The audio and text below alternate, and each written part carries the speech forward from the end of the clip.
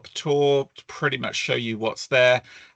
Both of us, I think, are looking at doing sort of bigger workshops and sort of more detailed stuff around that. So this is very much sort of show you what we've got at a first instance, and then ask lots of questions, see what we can sort of cover off in the chat and what we've got. But hopefully then with a sort of a further opportunity to do some more stuff in the future if you are interested.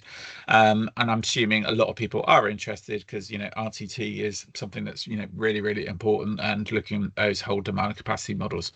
So I am very mindful of time. So I am going to pass the floor over to Chris, if you're all right, till past. Yeah, sure. And I'll give you a shout at about 25 past just to shift you along, if that's okay. Brill, thanks. I'm totally happy to take questions during it as well. So forgive me if I'm struggling dodging between screens. If you put a hand up, I'm sure I'll see. Equally, if I don't, Simon, do you mind just shouting out? Absolutely. Or dive straight in. So I think what I'm going to go through today is probably 2 or 3 distinct things, but I guess the way that I've used them and the way they're developing. So it's a little bit of a mess of thought, so forgive that. Almost all of it is published as openly as possible, so you're very welcome to reuse any of it. It's a bit messy, as you might expect, because it's a work in progress. But the components really are, so let me just give you a background first. So I work for an ICB, as you might see from my background. The sorts of questions that the ICB are asking about waiting lists are things like, if we put this intervention in place, will it bring the waiting list down?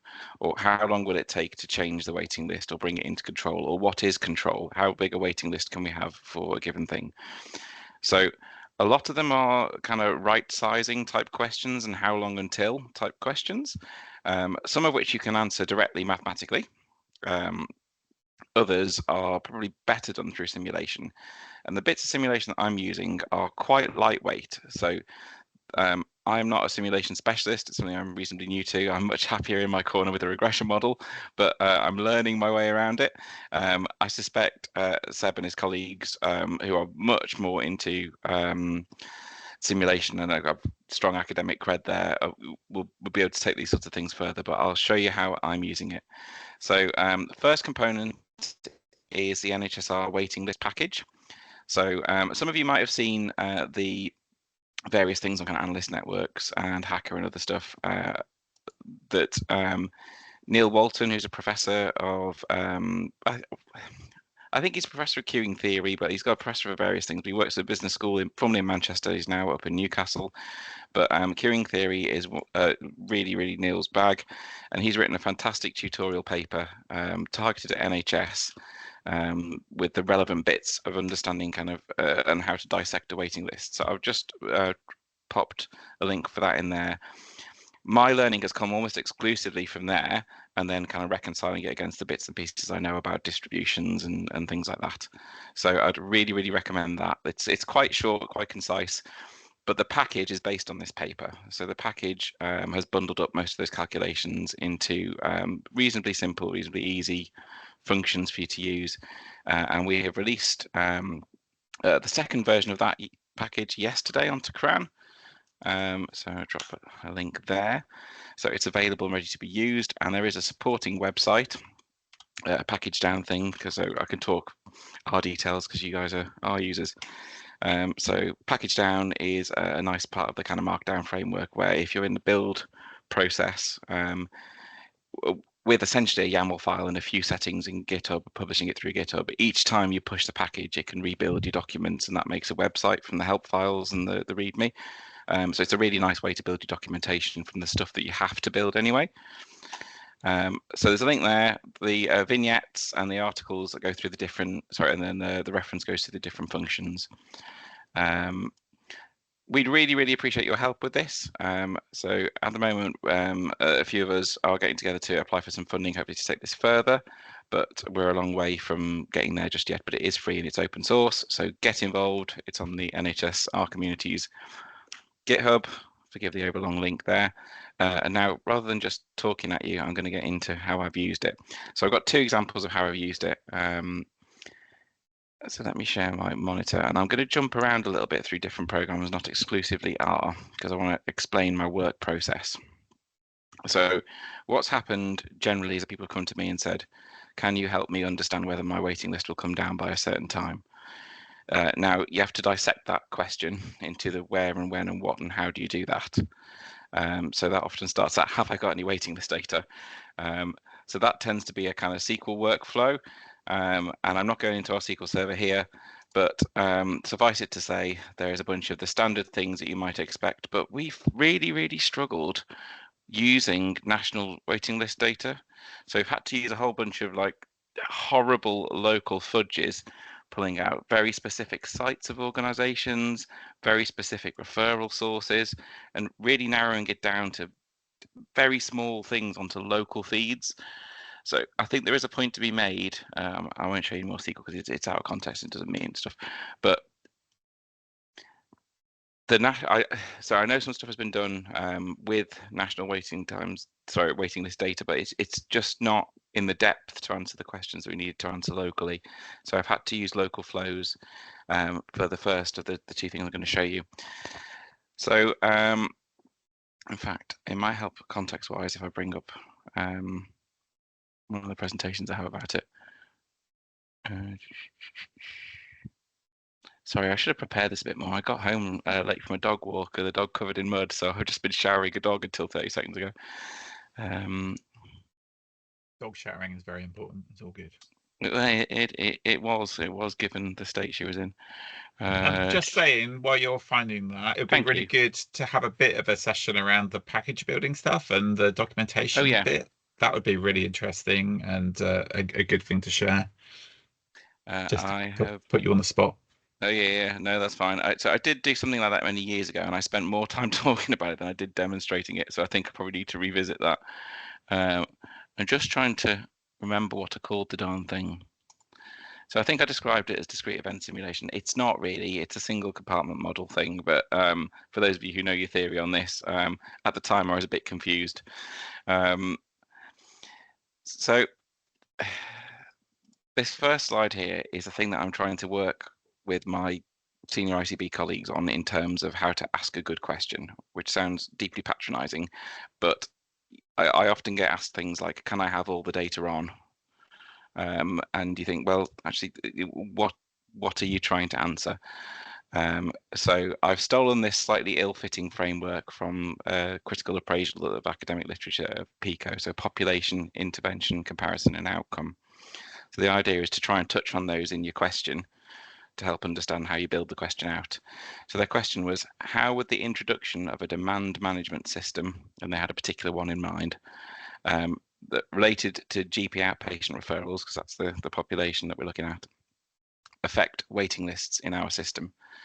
So they want to know if they put a particular system in that they are optimistic could take up to 40% of inappropriate demand, as they referred to it, out of the system, what would that do to waiting lists? Would it bring them down? Would it bring them down to a sustainable amount? Would it bring them down in time to be useful, and therefore justify the investment in buying this system? So I had to try and massage the question into something I could answer. Broadly, I'm going to nip around a little bit here. There were some issues with it. So as I said, poor data quality was really tricky. One of our providers apparently doesn't have any GP referrals because there's something wrong with the way that their PAS system is currently set up and being mapped to their submissions, which makes it quite hard to find GP referrals, as you might suspect. And I had to make a whole bunch of assumptions. So the time frame that I was looking at was up to about 5 years from now. So the assumptions I had to make was that, number one, my entry into the system, so people coming onto a waiting list, was reasonable. Like I could rely on that. But the removal wasn't, because I didn't know accurately whether or not people had been pulled off the waiting list, because that was only populated about half the time. So I had to make an assumption that the difference between the waiting list, the previous waiting list, and the additions, when I add them all together, is equal to the removals.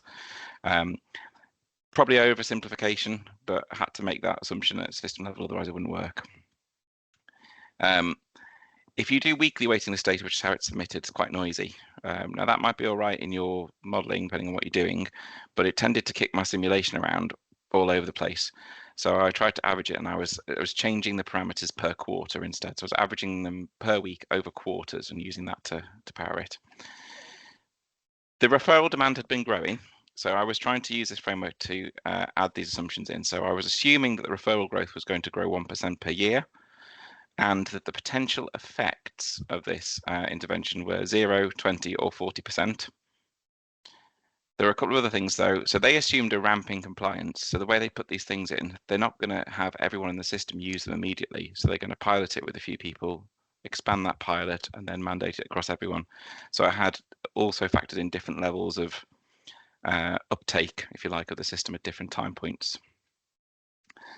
There was also a strange capacity thing as well. So I don't know if you find this in your systems, but at the moment, if we're in elective recovery, it's perfectly reasonable to be offering more clinics than would be sustainable in the long term. So we're kind of offering over capacity at the moment. So if I use this as my baseline period, I'm using my baseline as an over capacity, if that makes sense.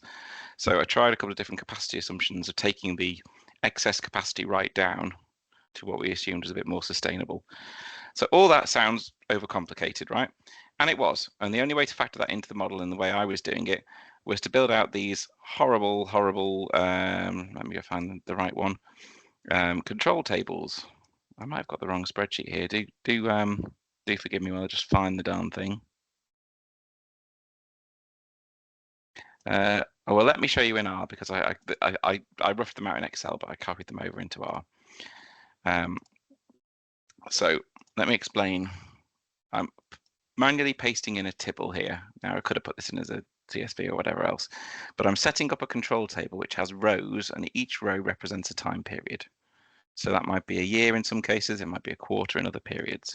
So each row represents a set of parameters for part of the simulation. So in each period, I've got what the current waiting list was, what the additions were, what the removals were, and actually this was the starting period of when we had our local flow of data. So at that point in time, I didn't really understand setting up a simulation very well. So I had to have a massive burn-in type period, if you like, to build up the waiting list to where it was currently. So that was one of the first hurdles.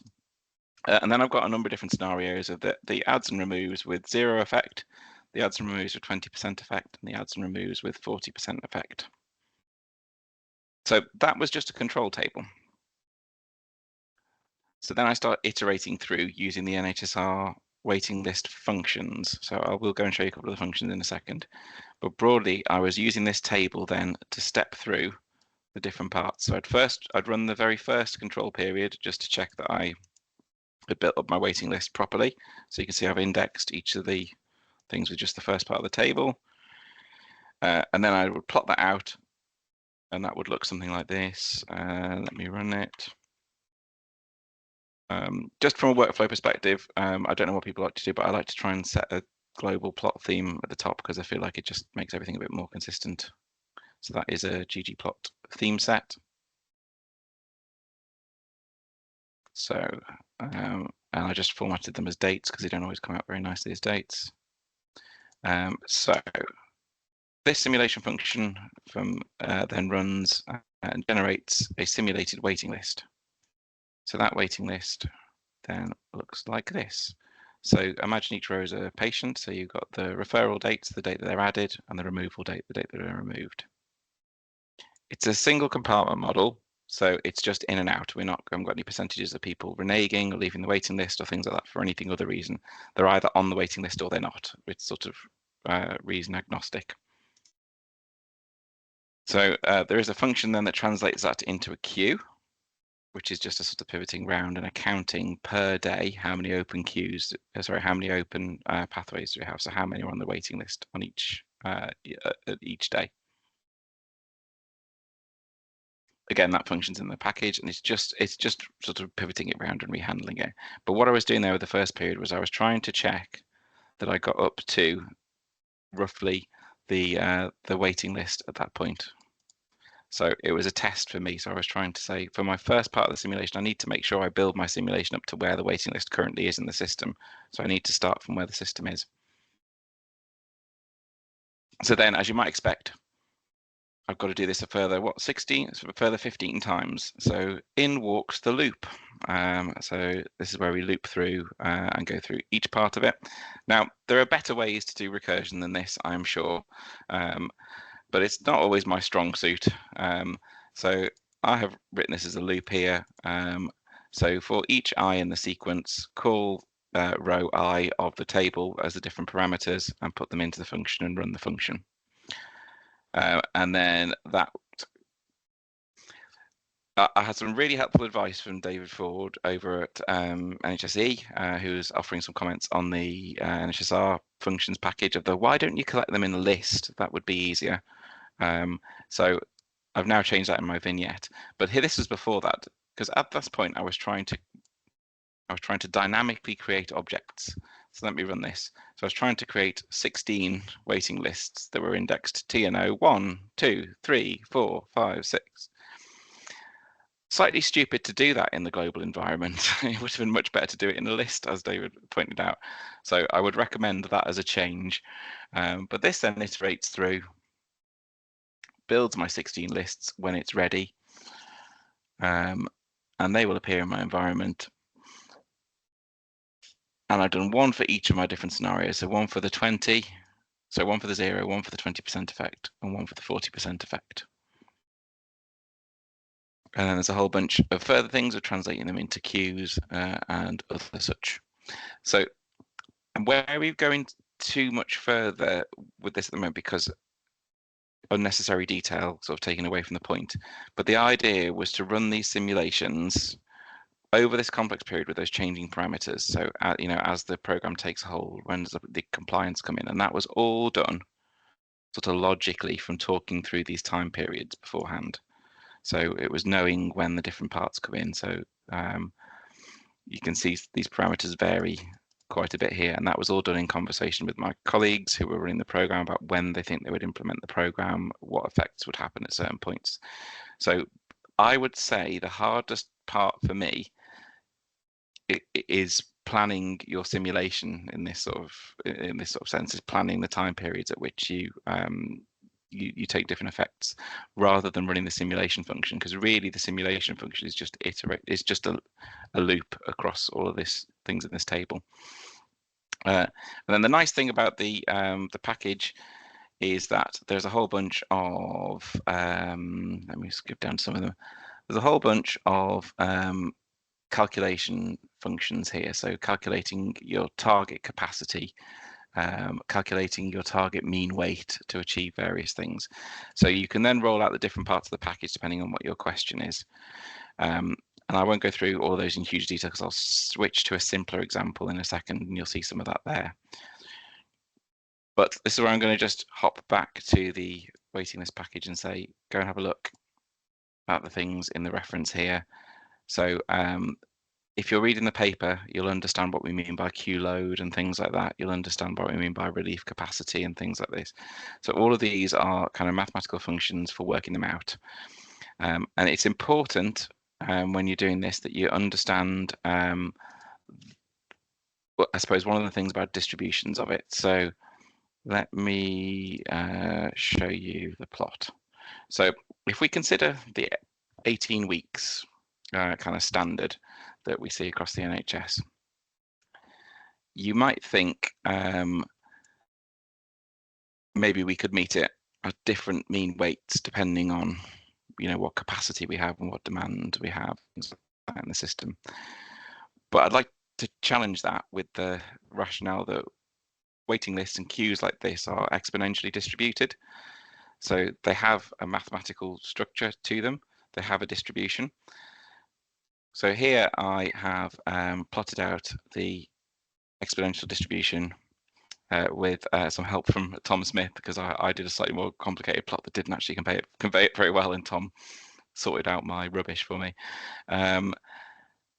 You might see from this little legend here that what I have here is the different mean waiting times, and that leads to a certain proportion of the distribution that goes over 18 weeks. So if you're using an 18-week standard and you have a mean weight of 6 weeks, you will only have 5% over the 18 weeks. So if you want 95% of people being seen within 18 weeks, you need to have a mean weight in your system of 6 weeks. Otherwise, it won't work because the distribution won't get through in time. So it is a fixed distributional shape because it's exponentially distributed.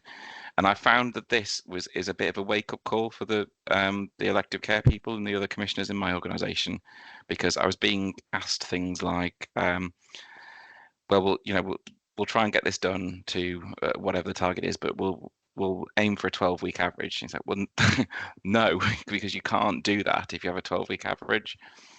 So it's been quite helpful, I suppose, to illustrate that conversation. Right.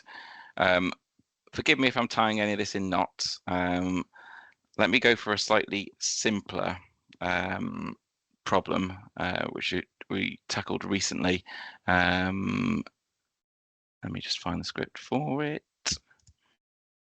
And this I do have an explanatory presentation to hand. About 7 minutes, Chris, if that's okay. Thank you. Wonderful. Okay, so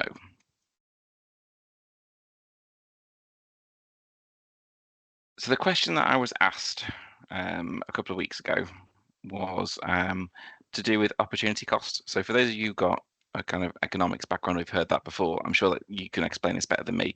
But the idea of an opportunity cost is that if I put my resource here, what effects am I foregoing by not putting it there? So if you choose to invest in a given area, you're not investing in another in a potential other area. So the way this plays out in our ICB is in the use of the independent sector, which comes at quite a cost compared to use of the NHS. So in areas where we've got excess capacity that's provided by the independent sector, it's quite reasonable for us to think maybe we could claw back some of that money, still be within our waiting times targets, and use that money elsewhere in the system. So on the surface of it, on a patient level, I don't ever really want to be recommending people wait longer. But realistically, from a health economy perspective, it's about the distribution of resources. So this particular question was about, particularly geared towards cataracts in this case, but in a few other cases as well. Are we overpaying for excess cataract capacity? And the answer to that has been yes. And the reason that I've landed on that is that we don't have any cataract waiting list. Broadly, people are seen in 2 weeks, but that's the time it takes to get the referral in and get seen. So they don't have to wait. They can be seen straight away, pretty much. So we considered actually that we had a waiting list of 0. We had a certain amount of demand in the system that was being seen and serviced by that capacity. But if we sort of back that up and say, what's our target queue size for delivering the target that we had, which was 65% within 18 weeks?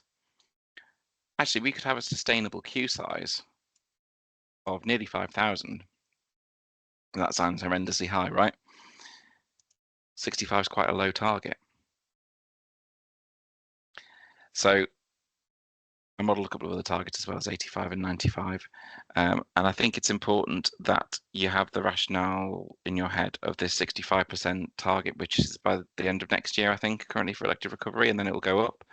But 65% is only a little bit over half people being seen within 18 weeks. So if half people were seen at 18 weeks, your mean wait would be 18 weeks, right? So at 65%, actually our mean wait is only 17 weeks. So it's not hugely encouraging wait time, but it's a possible one. So what I did was I used the functions in the package to calculate how large a sustainable waiting list could we have. And then that allows us to translate to our activity and say we're going to cap independent sector activity to a certain amount. So let me show you that in R. Most of this is NHS-R waiting lists package and fairly standard maths. So it's probably a bit small, isn't it? Should I try and zoom that in? So I've been told by our contracting team, because I didn't have a data flow to back this up, that we had an annual activity in the previous year of 15,110. So divide that by 52 to get weekly activity. Weekly activity comes out then at 291-ish per week. I'd said before about the about the exponential distribution. So you can use the distribution functions in R and the quantile function in this case to work out what the critical values of the distribution are. If you're familiar with doing confidence intervals, you might have used 1.96 or sort of a Z value as a critical value there. That's a critical value of the normal distribution. This is the equivalent in the exponential distribution. So I'm saying calculate my target mean waiting time if I was looking for 18 weeks and 65% of the distribution being compliant. So that would be 17, 9.5, and 6. So that's what you saw on the top chart in my presentation here. It's those mean waiting time targets, depending on what compliance you want with your 18 weeks. So that's just straight up running a function, calculate target mean wait from the package. So then the next plank in this is to use the target queue size. So all of the calculation functions in the package are prefixed calc. So if you're looking through the help, you should be able to find them that way. So for an activity of 291 per week, a target of 18 and 65% compliance, my target queue size is that 4989. So again, this is my second table that you saw there. So I can calculate my target queue size. And then really it's the sort of difference between the activity and the sustainable queue size, which is a little bit basic, but that's kind of what they needed to hear. So they take the activity away and do it that way around. So I have a bunch more calculations here where we're just taking away the activity that would be required, and that difference would then be the cap on the elective activity. Now, that sounded like it was a little bit kind of airy-fairy to me. So I was confident the calculations were right, but I thought I probably want to try and simulate this to actually test whether or not it's going to work. So I've resorted again to the waiting list simulator functions. Let me just run the right one. So if my demand was 291 and I took the capacity down to 237, I run my simulation. There we go. So I can see from a 0 waiting list at the moment and my sustainable waiting list target here. Actually, I'm getting up towards it if we allow the waiting list to grow, but it's not quite there yet. Now, the very last thing I'll say, and I won't show you any code here because it's in the repo because I'm running out of time, is I realized after I presented this the first time that that was a single simulation run, and you don't want to, but anything that involves random numbers or samples from the distribution, you don't want to be doing that once. You want to be doing it lots and lots of times and averaging over it. So you want to be running Monte Carlo simulation. So Monte Carlo simulation is running something loads of times and averaging over it. So I've written some functions in this repo for doing that. So I'd called them Bootstrap because I didn't realize it was Monte Carlo at the time. But I will tidy this up and we'll add this to the waiting list package and things over time. But the idea is run it 100 times, preferably in parallel using the futures package because that's quite a nice way of doing it. Collect them up and average over it. And that gives you something like, sorry, I will stop, Simon, 2 seconds. No, we're all good. I'll show you a plot. So as an example on the support material here, I've got one of those at the end here. So these are my different kind of queue sizes that have been running. No, that's the wrong plot. Hey.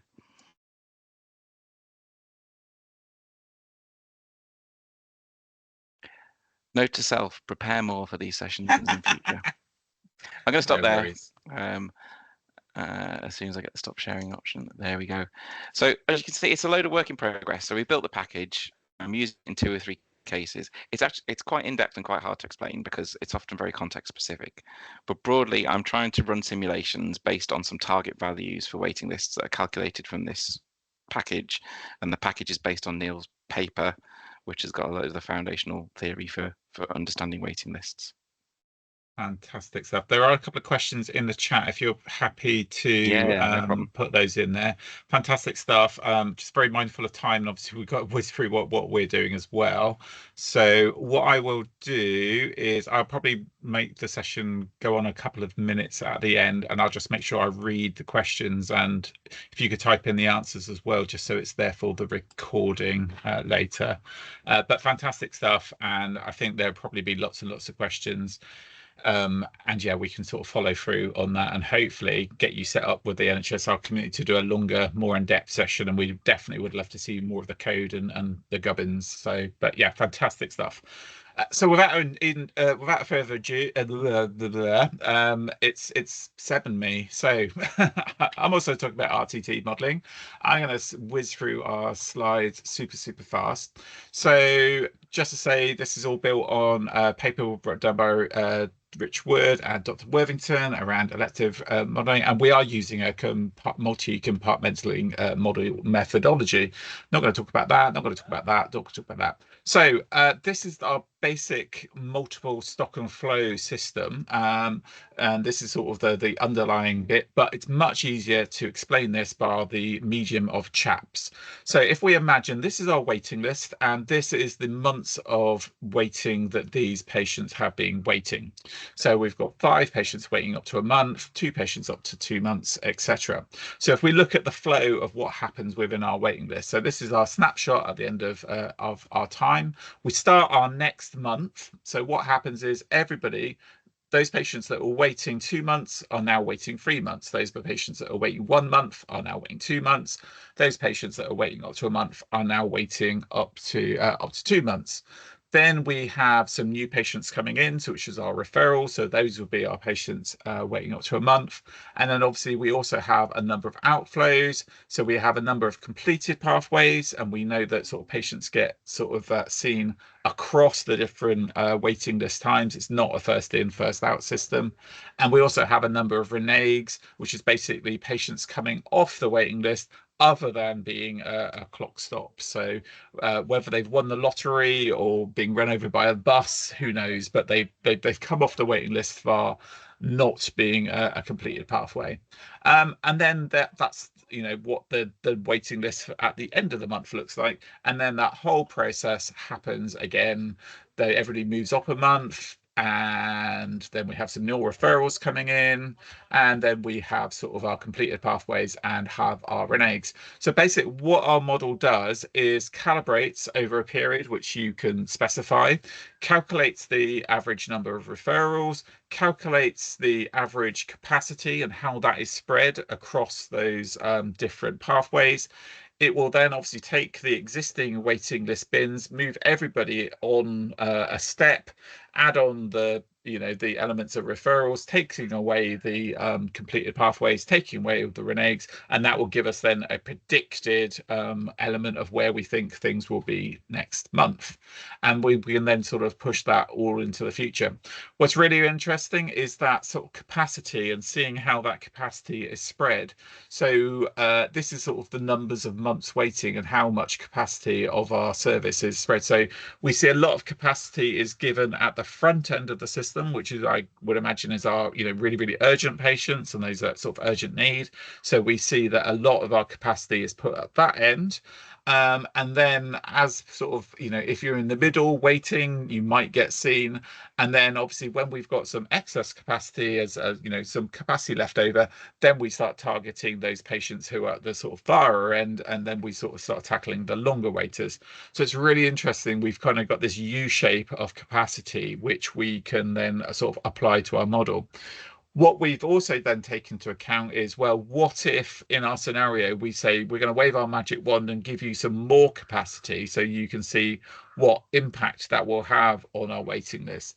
And what you probably wouldn't do is, if I suddenly say you've got an extra 200 appointments or an extra 200 clock stops, is apply that uniformly across this U shape. But what you would probably do is tag more of those. You would probably target those longer waits, and that's what you would do, because you wouldn't necessarily have more urgent people coming in. So you would then want to determine how you want to apply this additional capacity, and that's what we've attempted to do with our model.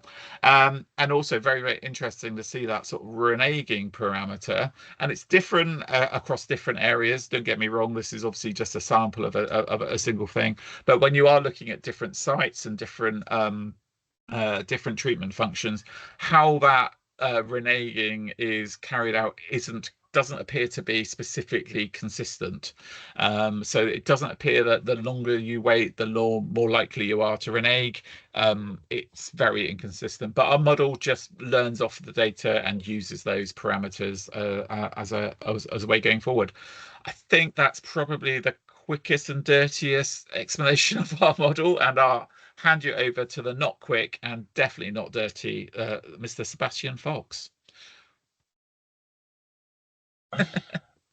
Quick and dirty are my middle names. Here we go. I've loaded one up for you. So what Simon's described is the mechanics of our model and what underpins it. So I don't think you mentioned it. It's built on public data, so it is built on the RTT statistics that are publicly available.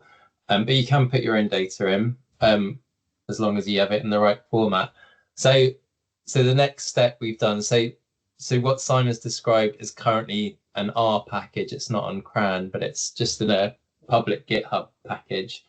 But we've also in the process of just finalizing a shiny front end to it, so an interactive tool, which hopefully next week will go live and be publicly facing, so anyone can have a go on it. At the moment, it's sitting in a public GitHub repo as a Golem package, so you can install it and run it locally if you want to. But yeah, it should be publicly available. So I'm just going to show you the tool and walk you through like a way of using it. So this is the landing page. It's called the RTT Planner. This is the landing page. Gives a little bit of background to the tool, how to use it, and then you scroll down and kind of the highest priority future developments of it, with links to the backlog issues on GitHub. And here's a link to the latest features as well. So that's the first tab. And I will take you to the planner. So what I've done while Chris was speaking, I've already downloaded the data, but what this area does allows you to kind of select your filters for geographies and specialties. So in this example, I've filtered for Bristol and Western NHS Foundation Trust, trauma and orthopedic. I haven't rehearsed this, so I've got no idea what the data look like, and you'll find out when I do. And I've said I want 12 months of data to calibrate on. So that means 12 months of what Simon demonstrated with the chaps has gone into this model. So it's got a year of data where it's calculated people waiting each month, people leaving, people being treated, and it's come up with kind of those curves that he showed at the end. If you didn't want to use public data, there is an upload your own data section down here, and you can follow that. But for the sake of this presentation, I'll just use the public data.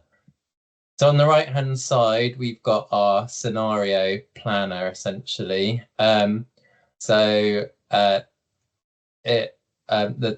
The horizon date range that we're planning to defaults to 3 years, which is there.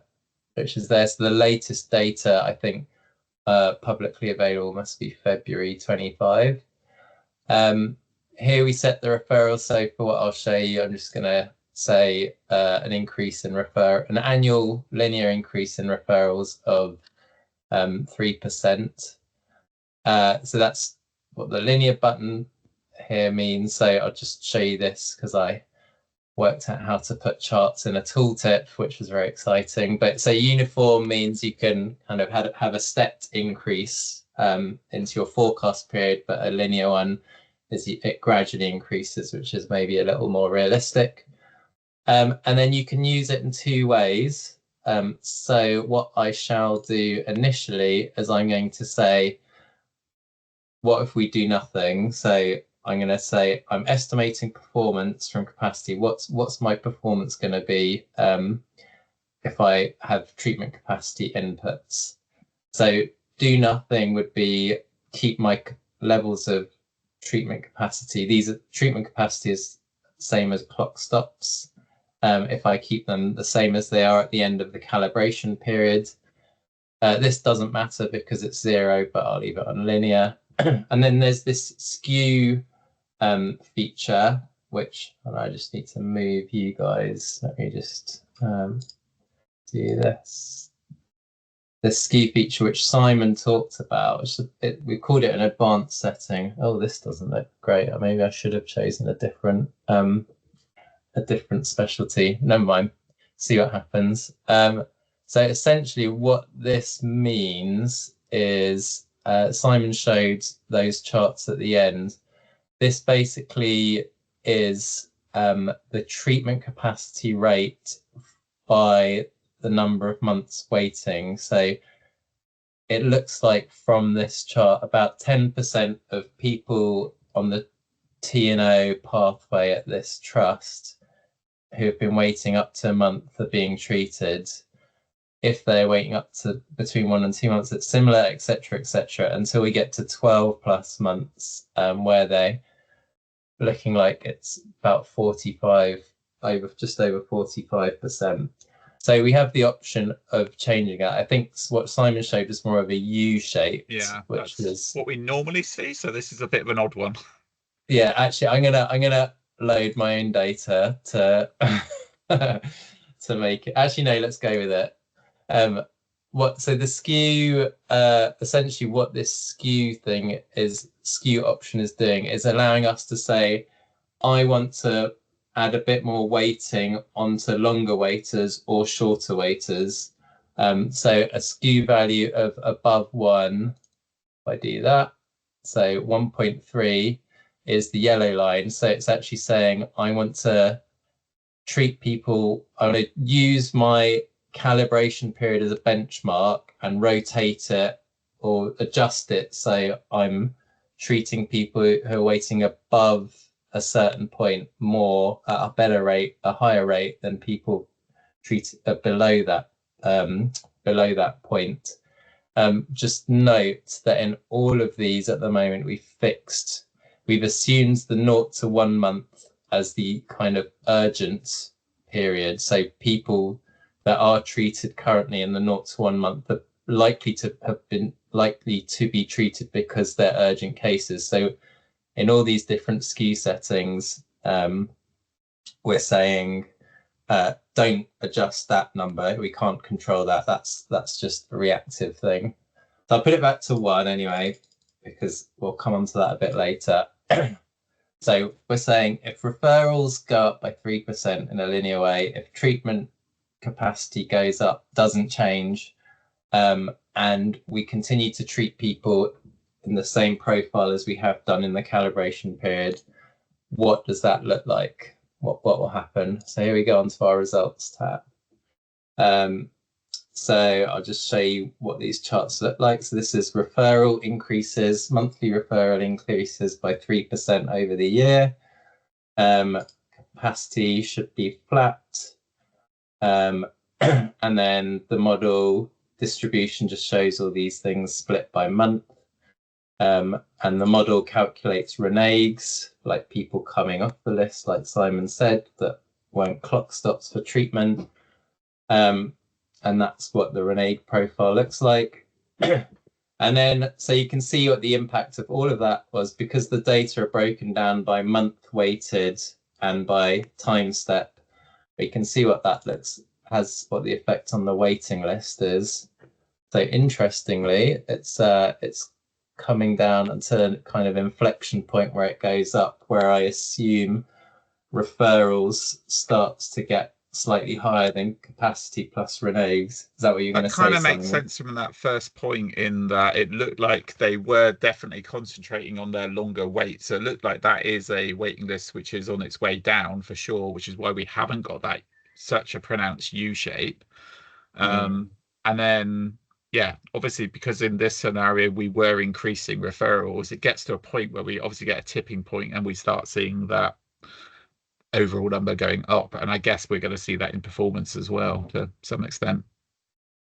So if I look at the 18-week performance, so that has this curious inflection point as well. So I guess that looks like it's happened, like you can get some information.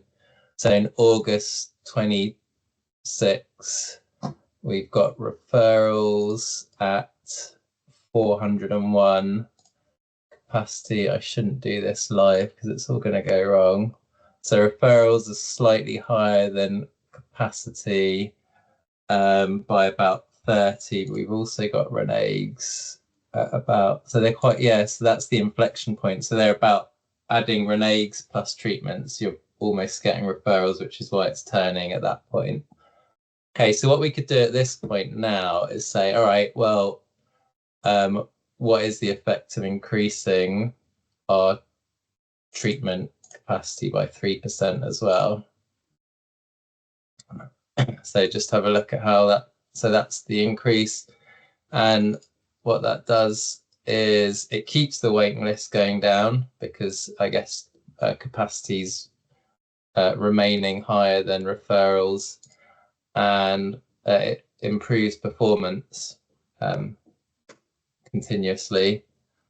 The next thing the tool can be used for then is you might say, well, actually, I don't want to increase capacity excessively. I want to kind of refine it to a point where I can meet my target and put capacity elsewhere in the system.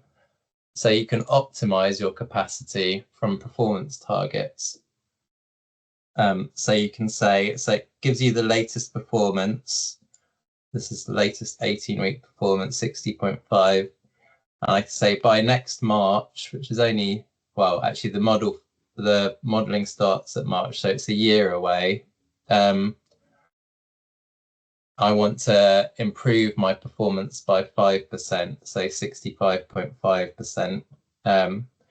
I can ask it to try a range of SKUs. In fact, I'll start by just doing one SKU to demonstrate. Keep it linear capacity increase and optimize it. And so what that does is it holds your start capacity the same, and it will tinker. I'll do it the other way around actually for the screen, and it tinkers with your end capacity and calculates your performance target, your performance at March, that March 26th, and it would keep changing your capacity change until the performance at this time is what you're asking it to be. So this is the performance chart, which kind of demonstrates what's going on. So March 26th, the performance target is 65.5, which is what we've achieved here. And what does that? So that's still for 3% increase in referrals. And this is the kind of capacity change required to meet that.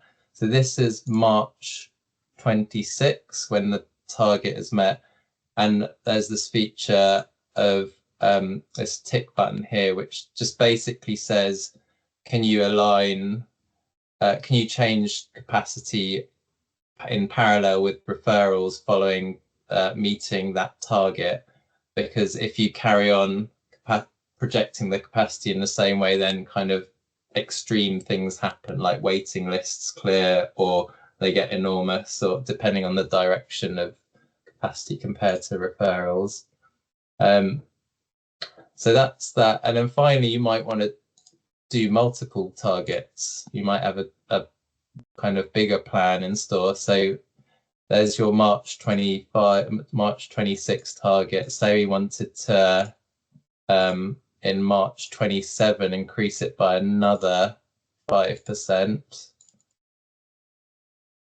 This is when it's going to break. And then I press the optimize button again. It will do the same. So looking at the performance, there's your March 26, there's your March 27, and we're hitting the targets nicely. And I'll just, as a final demo, before I hand over, come up for questions, is so you can actually say, actually try a range of SKUs and then select the SKU that results in the lowest overall capacity to meet these performance targets. So it's essentially doing quite a lot of optimizing underneath this to come up with this plan. And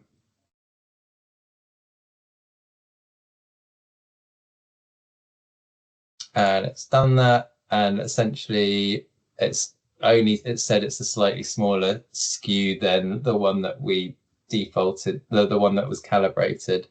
It's 0.95 compared with 1, so it hasn't made too much of a difference. Just the final features are you can access all the data underpinning this, underpinning the charts, and you can generate a lovely Word report that prints off all the charts here, and which you can add some text to and share with colleagues, which is very nice.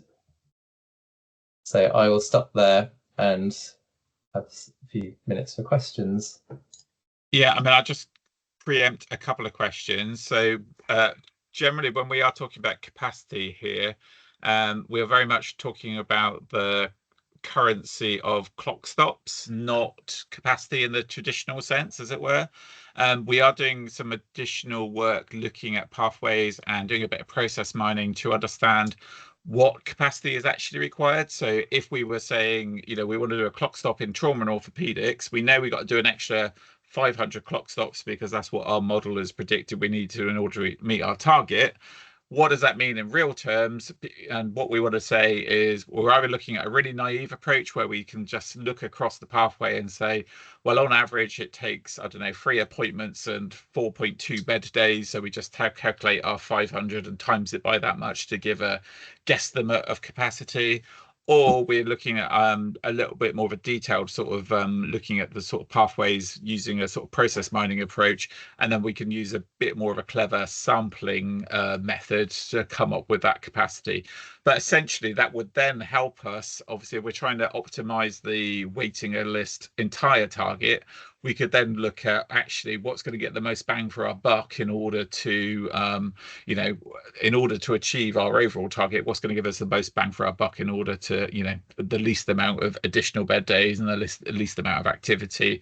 And potentially we could also put, you know, pound signs to that and you know, look at that kind of stuff as well. So very much at our version 1.0, and we have got a list of stuff we want to do to develop it from there, a mile long. But yeah, really keen to sort of obviously get it out there and see what people got. But yeah, happy to have any questions if anybody's got anything. Tom, what a surprise, got questions. Sorry, this is really topical, and I just wondered who are your kind of customers?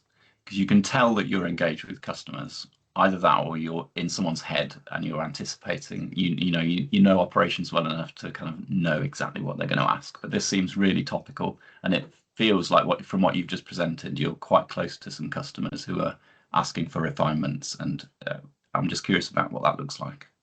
It's a bit of everybody, I guess. I mean, I guess, you know, this has been a collaboration between NHS England and our BSS&G colleagues, our ICB colleagues. I think obviously this is quite a high level model. So we are looking, you know, as a supporting planning type tool for sure. But it does obviously, you know, then drill down into sort of, you know, a high level operational bit. I mean, obviously, if you were going to go it specifically to model a pathway or whatever, this isn't going to do that. You would want to go into proper simulation and do it, you know, do it properly if that was something. But, you know, for a high level. So I guess that's who our customers are, Seb? I don't. Was that? I think, yeah, I think what we've increasingly been saying is that it's probably a tool to enable conversations. So conversations between NHS England, between ICBs, and between trusts. Like if everyone's using the same tool that everyone understands, then like it's easier. It just makes the life a lot easier. But they're the people we have been engaging. So my role is in the Southwest Decision Support Network. So I'm supposedly trying to support at scale analytics for systems in the Southwest. So I've engaged quite a few systems basically, which is both trusts and ICBs. You can tell. I think it shows. You know, it's almost like you've been sat in the room with me listening to the questions I'm getting asked. So I'm really grateful for you doing the work, because I'm going to borrow it actually. Maybe still with pride, mate. Still with pride. I'd be very happy to come and we'll happily come and do a local presentation for you guys if you want it. Oh, amazing! Right, okay. I might take where are we, Ella? Yeah, I was just going to say thanks very much. It's such an interesting presentation. My background is I came from an infectious disease modelling background, so I think using compartmental models, calibrating them to data, and then those kind of scenario analysis is like super interesting. I now work in like national clinical audit for cancer programs, so we're starting to look at, I think wait times is quite topical for sort of it's sort of coming out as a sort of a key theme. So just I'm interested in the opportunity to use this type of modelling on sort of cancer wait time. So, but it was, again, I'm sorry, I guess my question is, I'm quite new to sort of working in the NHS. And so it was just really, I think, following on from Tom's point, just where is the demand, you know, within the NHS, at which levels, and kind of where the demand comes for this type of modelling. And I guess, is it quite common to do this type of modelling? Is it more of a kind of bespoke sort of consultancy project? It was just really, I guess, understanding the context that this work came about, because it's super interesting and I'd love to get involved in some. Yeah, that's a really big question, and I think there's a really multiple answers depending on where you are. I don't think I can give you a really nice, simple, consistent answer to that. Some systems are more mature in the whole data science than others, and I you know, there is absolutely no consistency. So I don't think there's a simple answer for that. Helena, just quite very quickly on that. I mean, the simplest use case for this is that everyone has to do planning. The planning rounds where they have to submit to NHS England like the amount of activity they're going to do to meet their targets, and it kind of stemmed around that because they just finished in January, February, I can't remember. But never finishes. Well, yeah, we didn't want to put it out there before we started working on it, but it was a bit too early for that. Anyway, sorry. Yeah, Helena. Sorry, may I also jump in with a quick answer to that as well?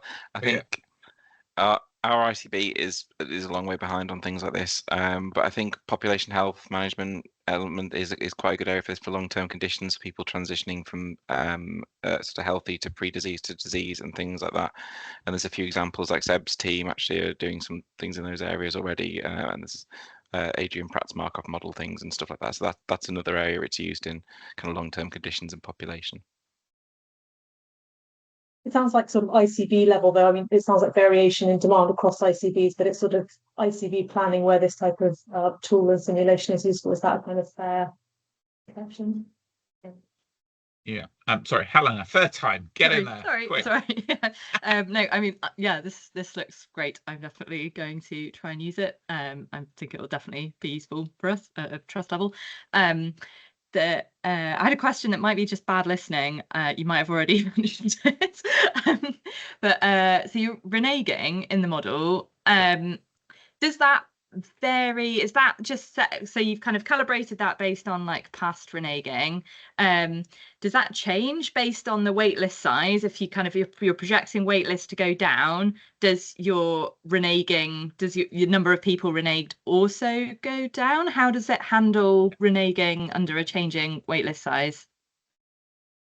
Essentially, reneging is calculated as a rate of, I guess, people leaving compared with the number of people waiting in that compartment. Okay. so if they've made it that far, the likeliness of them reneging is calculated essentially. Okay, yeah. So all right. So we'll like if there's fewer people waiting longer, then that will like decrease the absolute number of people reneging will decrease. Yeah. So it's quite sorry, go on. I was going to say it's just that the reneging. You go. Sorry. Just to say, the reneging is also like the net reneging. Somebody put it in the chat. So sometimes we obviously have patients arriving into the waiting list at sort of month 3.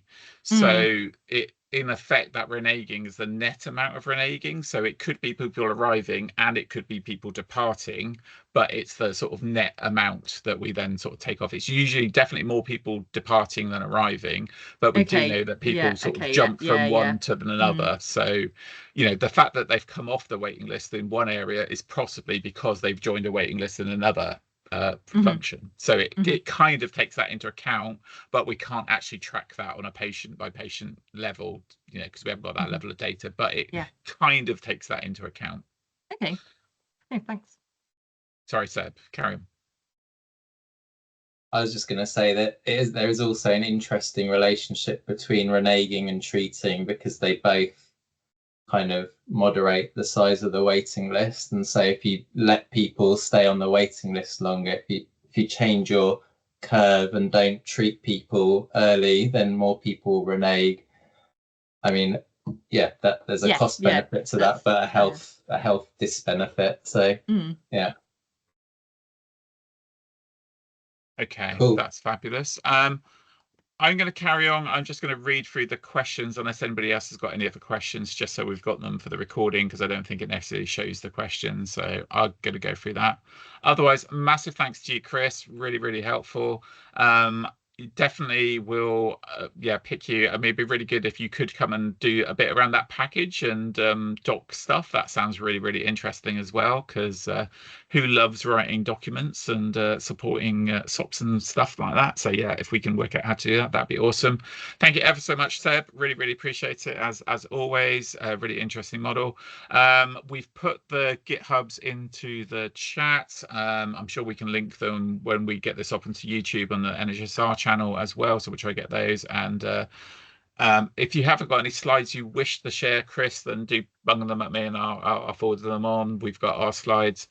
Other than that, really good session. Very, very sorry I've overrun slightly. So I'm going to carry on talking, but you're all free to leave. You can come and stay and listen to me if you want. But where are the questions? Thanks, Simon. Good session. Thank you. So Neil asked about the waiting for, this is talking about Chris's model about the waiting times on the exponential distributions. Were the waits so far of people still on the waiting list, or the completed waits of people treated whose treatment had been completed? And Chris replied, for that plot, it was pure distribution theory. The proportion of the exponential distribution per week, that should translate to completed. And then Tom said it's the mean weight of the completed waiting list, which clarifies it a little bit more. So yeah, it's the mean weight of the current waiting list distribution.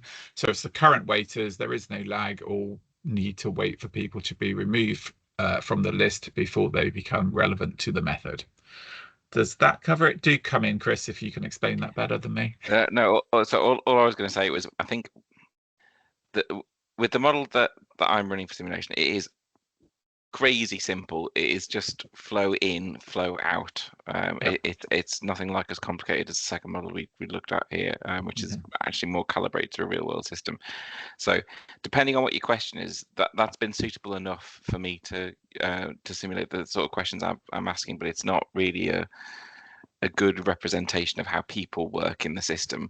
But if you're thinking on a high level and you're just wanting to know about the flows in and outs and how long a flow would take to change, then it's sufficient. So I think there are some flaws with just looking at it as straight as a distribution, but my take on that comes purely from the Neil's paper, because Neil's paper is very mathematics of a waiting list rather than the simulation of a waiting list. And I guess, you know, I think both models have massive amounts of merit. Obviously, you say ours is more complex, but it is still very, very naive. It's not complex on the grand scheme of things. And it's also very much dependent on what data you've got available. So, you know, we've been asked to look at things like community waiting lists and sort of mental health waiting lists, where we just haven't got that same level of robust data. So actually having a simpler model available to be able to do those kind of things is probably, you know, that's absolutely fine for the maturity of those data sets. Obviously, the elective recovery waiting list is, you know, much more mature, so it kind of makes sense that we can do slightly cleverer things with it. But yeah, still on the grand scheme of things, somebody was asking about, you know, why didn't we have confidence intervals around our projections? Because, you know, we are just using a single point average and projecting that. You know, we are not doing anything particularly clever or sort of Monte Carlo. So, you know, it's definitely not an in-depth, robust model, but, you know, it's probably good enough for that sort of that high level stuff. And hopefully when we link it into some of that sort of process mining and sort of capacity metrics, again, I think it will, you know, have really good value there. So okay, I think I've covered all the questions.